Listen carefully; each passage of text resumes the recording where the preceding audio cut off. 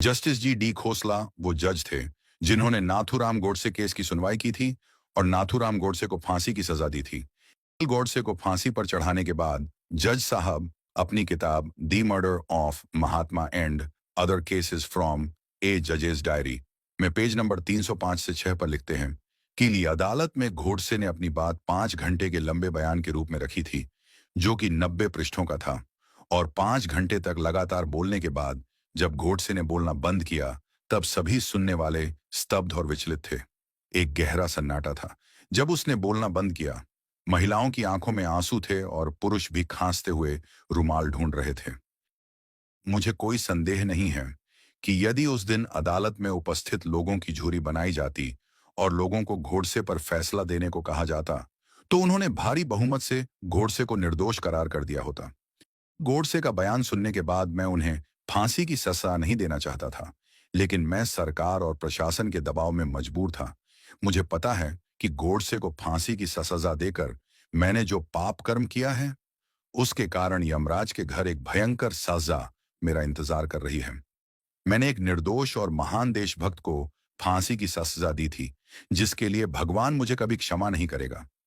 हिंदुस्तान में सनातनियों के प्रति कांग्रेसियों की महान उपलब्धियों तथा काले कारनामों के बारे में सभी सनातन धर्मावलंबियों ध्यात होना ही चाहिए। सभी जाति के हिंदुओं के खिलाफ कांग्रेस की विशेष उपलब्धियां। देखिए, कौन कहता है कि कांग्रेस ने पिछले 65 सालों में सनातन हिंदुओं के बारे में कुछ काम नहीं किया है।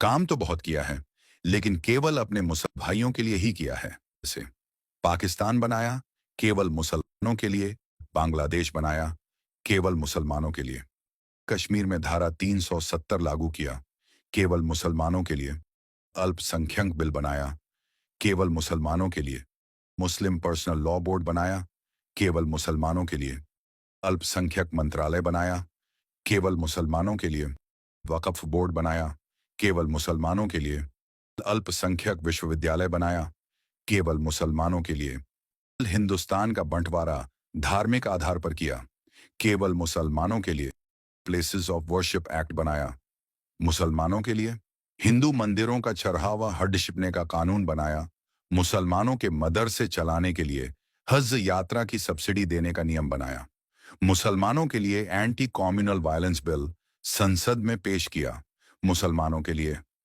लेकिन भला हो बीजेपी का कि ये बिल संसद में पास नहीं होने दिया। इस बिल को भी कांग्रेस पास करवाने दोबारा लाई केवल मुसलमानों के लिए। और कहीं अगर यह बिल पास हो गया होता तो हिंदुओं को खत्म करने में मात्र 10 साल ही लगते। अगर किसी को कोई शक शुबह हो तो गूगल पर जाकर सर्च करके पढ़ सकते हैं। देश को चुपचाप इस्लामिक देश बनाने की तैयारी थी कांग्रेसियों की, और हिंदुओं को सिर्फ आरक्षण का झुंझुना देना था, ताकि हिंदू समाज सदा बिखरा रहे और आपस में लड़ता रहे और कभी गजवाए हिंद द्वारा अपने इस्लामीकरण की साजिश को समझ ही ना पाए।